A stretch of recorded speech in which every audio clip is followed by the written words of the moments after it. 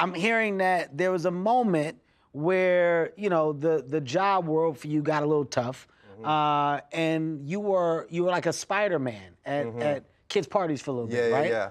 You were doing Spider-Man work, showing up at the parties, being Spider-Man. For sure, yeah, $75 an hour. Kids fucking with you, doing whatever. Yeah, 100%. Right? Yeah. At the time, a Marvel fan or not?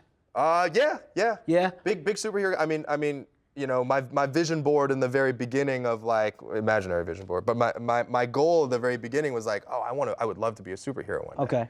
That was I didn't think it would, I mean, not like that, but that was a way to, because I'd gotten laid off from the job. I'd also made the decision to like give this acting thing a go, but yeah, I just didn't have the capital. So what's the word of the tweet? Like there's a tweet that exists of you kind of foreshadowing the world of you being in Marvel. Right. And is this real or is this No, it's real. It's real. It's real. I remember, you know, at one point, I think it was like 2014 or 2015, I tweeted like, "Hey Marvel, great job with you know, Captain America and Thor, two white guys. How about an Asian superhero? How about an Asian American superhero?" Is actually what I said. Fucking around. Yeah, fucking around. Nobody ever saw it. I forgot about it.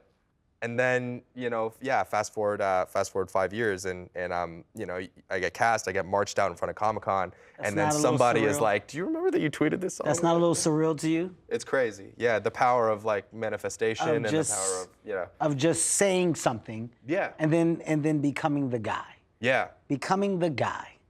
What's the feeling of conversation with being a guy who's the first to become? The first ever. Oh my God, the first ever to cover a magazine. Oh my God. The first to step on the stage and take the trophy. Like, what is that now? It is honestly so constant that Bowen, when I was on SNL in November, we made a skit making fun of it, where we just started being like, first person to ride a fucking dragon, first person to play, you know, like we just started throwing it around, because it happens all the time, and it's not the first time I found myself in that conversation. Because before I did the Marvel thing, I was on a sitcom called Kim's Convenience. We did comedy for like 5 years, and at the time too, that was like the groundbreaking thing with the, you know, an all Asian cast, and barriers were being broken and all that. And I think it's easy to get cynical when this stuff happens and you're answering these questions for like the 500th time and all that. But I think back to, you know, when I was first starting out, the world that I believed was available to me, right? I was an extra, and I would look at the only other Asian guys that I saw were the stunt guys. And because those are the only ones that could really have a future. Because if you were an Asian actor and you didn't know martial arts, well then hell, you're playing geek number 3. You're playing at best a best friend of some main character. You know, it was unfathomable that we could actually have a story that was about being Asian in a place like America or Canada. It just wasn't even on the you know, on the horizon. So when I first got in, I was, you know, I didn't actually think I was gonna be a superhero. I just thought, oh, maybe I'd just fuck around and maybe I'd be a stuntman or something. But I would just be happy as long as there's a camera around and we're on a set.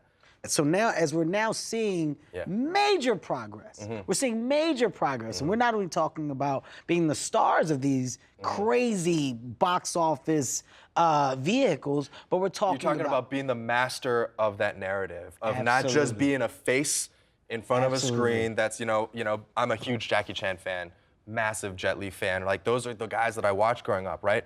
But when you look at those movies, the Rush Hours and the Shanghai Noons and the, you know, even the Cradle to the Grave, which I loved, by the way, it was Jet Li and DMX. Until this day, I still don't understand it. But it's the best casting. It's the worst best casting I've ever seen. That's the best way to describe it. But I mean, those were movies that were dreamt up by non-Asian people, and they put Jackie and they put Jet in that movie.